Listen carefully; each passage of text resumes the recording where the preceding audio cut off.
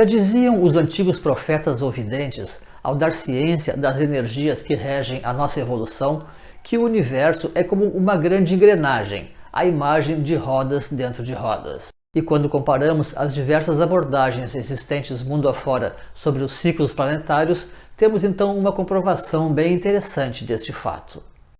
O tema que vamos estudar hoje é praticamente inédito em língua portuguesa, e nós vamos também fazê-lo com o apoio de uma série de instrumentos, a partir dos próprios ciclos comparados das eras astrológicas e das eras solares, inspirados, quem sabe, na magnífica Pedra do Sol asteca, além das ciências humanas e do esoterismo, resultando tudo num quadro bastante iluminador sobre o conjunto da evolução humana, permitindo, inclusive, alcançar um olhar bastante inusitado sobre a evolução da humanidade. Porém, antes de seguir o nosso assunto, pedimos que você aproveite a nossa vinheta para deixar o seu like, fazer a sua inscrição e ativar o sininho para ser sempre notificado dos nossos lançamentos.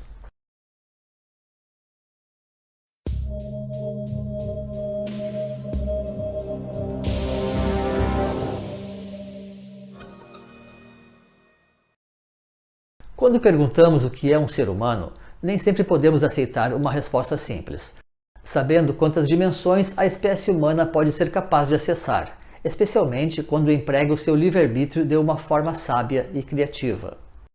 O mesmo acontece então com o conjunto da sua espécie, de modo que os ciclos humanos podem apresentar muitas dimensões e abordagens. Aquele que vamos tratar aqui possui um caráter diferenciado e especial. Trata-se da ciência do Manvantara, o ciclo mundial que, com sua contraparte, o Pralaya, formam o dia e a noite de Brahma dos hindus. Embora conhecido há muito no Oriente, certos véus têm sido sobrepostos no uso desses saberes, em função de um trato mais leigo do assunto, de modo que uma visão mais profunda das coisas pode até colocar em xeque certas crenças há muito arraigadas. De todo modo, aquilo que chama mais atenção é a natureza assimétrica destes ciclos, por assim dizer, contrapondo-se assim frontalmente com a ideia de um tempo linear.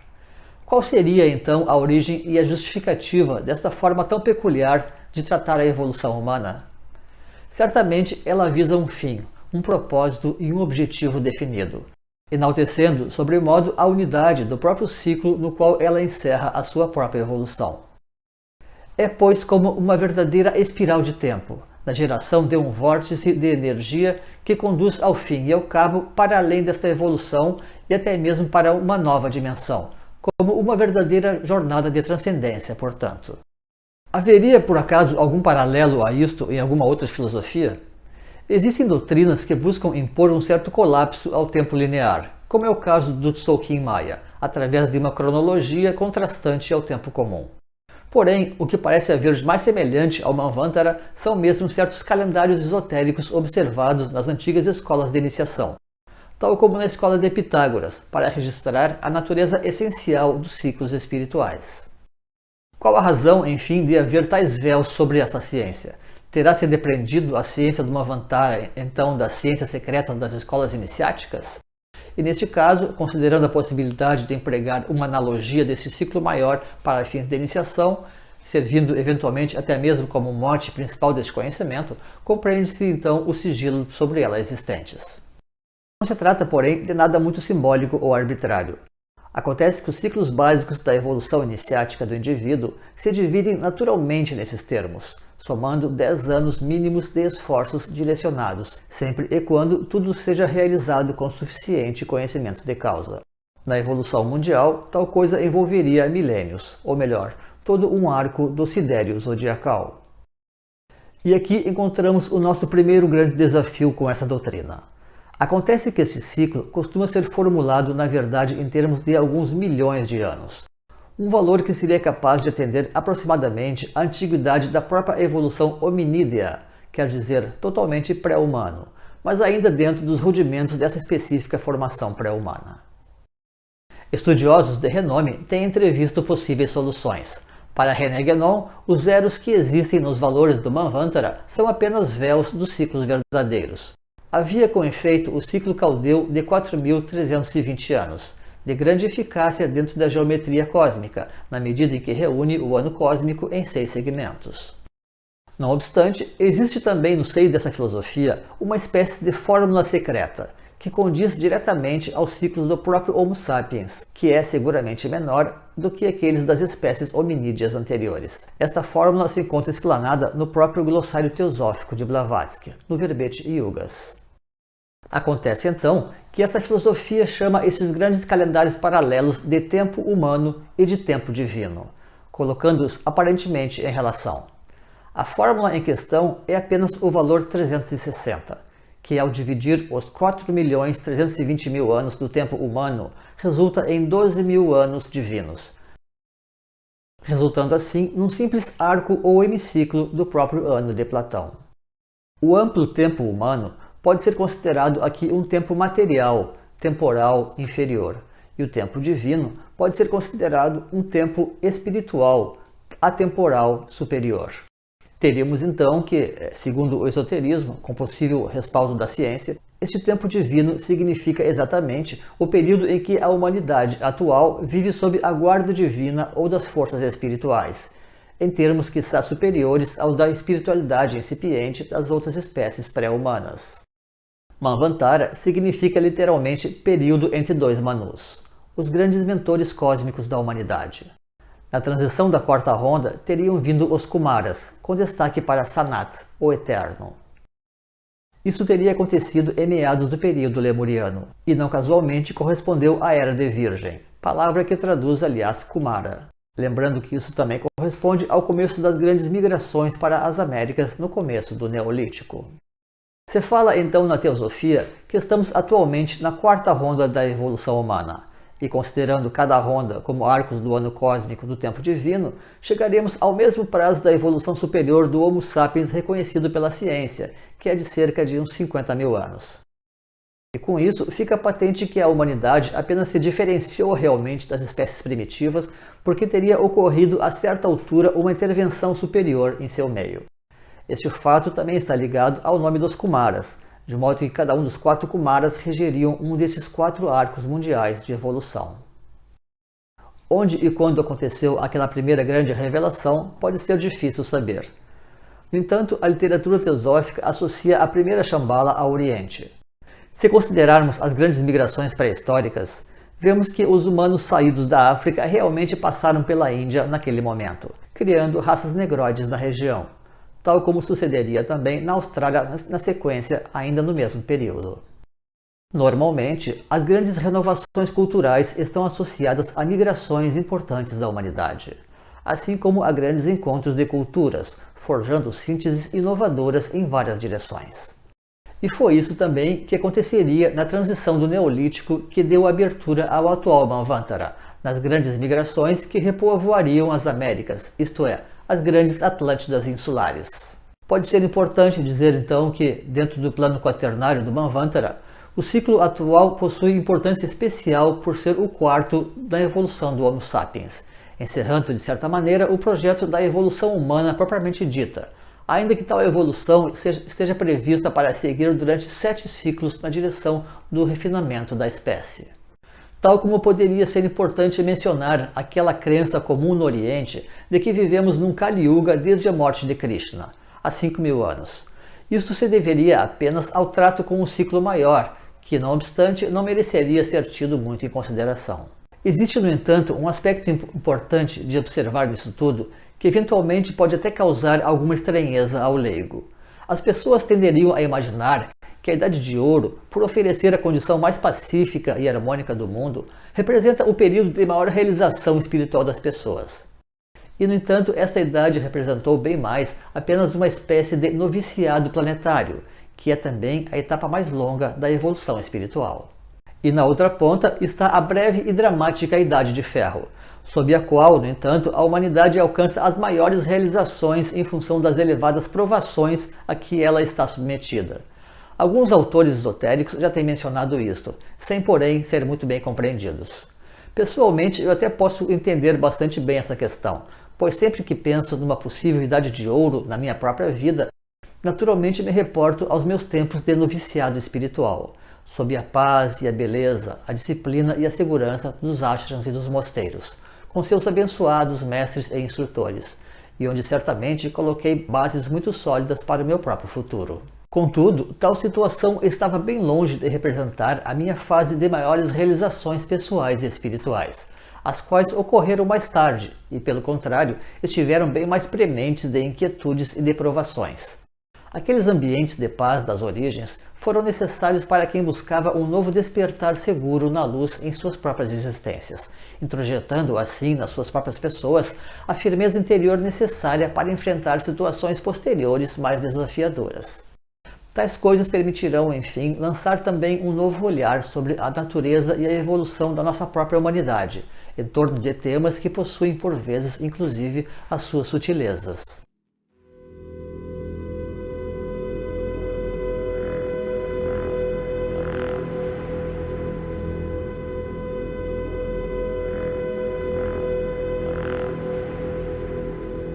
Tratemos, pois, de analisar as divisões do presente Manvantara, que é o arco atual do grande ano de Platão. Nesse diagrama, podemos encontrar reunidos 3 ciclos do ano cósmico, a saber, as 5 eras solares ao centro, as 12 eras zodiacais na faixa média e as 4 idades do Manvantara em cada arco do ano sideral. As realidades do Pralaya não serão alvo de nossos estudos aqui. Já temos apresentado um trabalho sobre as raças ocultas. Certamente representou um período de formação de certa espiritualidade mais elementar da humanidade, e, mais exatamente, diz respeito a uma humanidade ou subespécie anterior à nossa, e que nos legou, no entanto, uma grande estirpe de mestres e de orientadores sagrados para a evolução atual. Avaliando então o nosso Manvantara, talvez a primeira coisa que chama a atenção seja a exata coincidência entre o período Atlante e a grande idade de ouro manvantárica, o Satya Yuga, que ocupa quase 5.000 anos através das eras de Câncer, Gêmeos e um segmento de Touro. Este também corresponde ao período neolítico da humanidade. A Idade de Ouro confere uma natureza religiosa e sacerdotal a este período. Daí haver começado ali a proliferação dos templos, a partir mesmo de Göbekli Tepe, no final do Mesolítico, que preparou a transição do Pralaya. E alavancado certamente pela magia lunar da era de Câncer inaugural.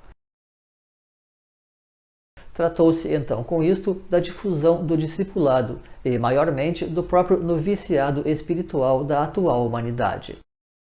Embora o Neolítico tenha suscitado grandes migrações, também é sua característica a criação de importantes assentamentos humanos.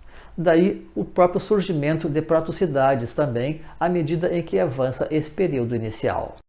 Em seguida, temos a Idade de Prata, ou Treta Yuga, que ocupa uns 3 milênios e meio e toda uma parte importante da raça seguinte, a Arya, caracterizada, por sua vez, pelo espírito aristocrático próprio das Idades de Prata, marcadas pelo sentido guerreiro.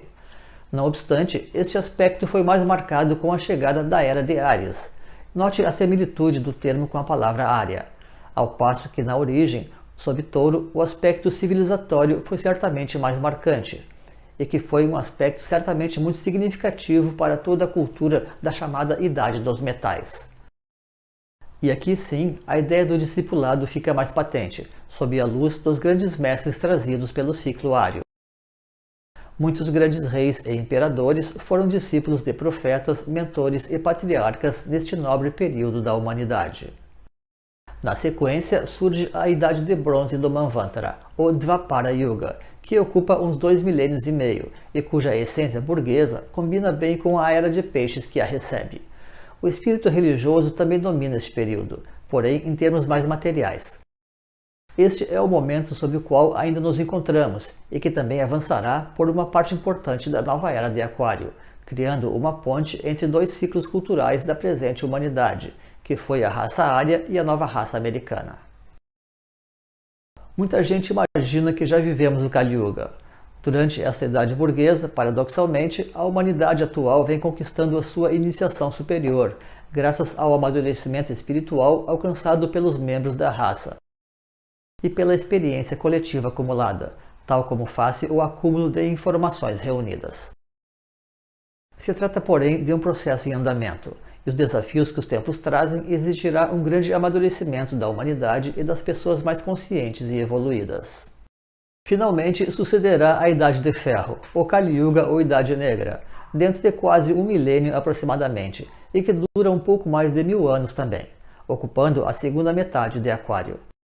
Será com certeza um período de tamanhos desafios que a nossa imaginação dificilmente conseguirá alcançar, ainda que as obras de ficção aí estejam para tentar simular alguma coisa. A ciência também faz as suas próprias prospecções sobre o futuro, e elas são bastante sombrias, e até para muito breve, aliás. Isso significa que as dificuldades virão e serão grandes, mas também haverá muita reação e resistência por parte da humanidade, que se permitirá, ademais, trabalhar com maior seriedade a sua própria dimensão espiritual, face todas as urgências então apresentadas. Todo este quadro já prepara e antecipa a própria transição das rondas, de modo que a chegada de forças espirituais especiais também é aguardada, talvez até mesmo desde antes desta Idade Negra da Ronda. E aqui é importante saber que o momento atual do mundo seria perfeitamente análogo ao da última vinda dos Kumaras para tratar da transição das rondas.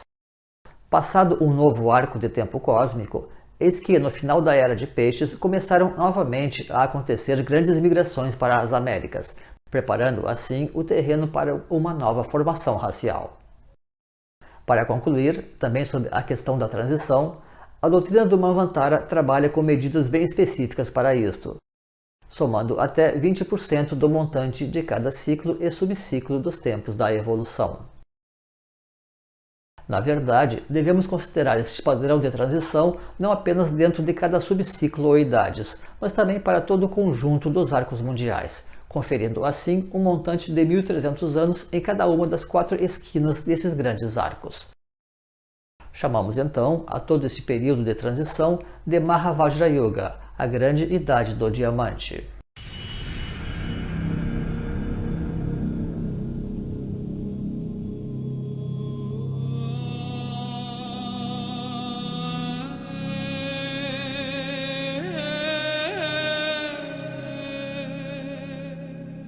Notavelmente, este período termina por sobrepor-se inteiramente ao próprio Kali Yuga, resultando assim numa espécie de idade dupla nas transições dos tempos. Tudo isto evoca, pois, com grande exatidão, a imagem do sonho de Nabucodonosor interpretado por Daniel, onde a quinta idade também é dupla, e que é onde acontece o cataclisma final, tanto quanto a natureza ambígua dos 2 primeiros mundos do Bhava-chakra budista.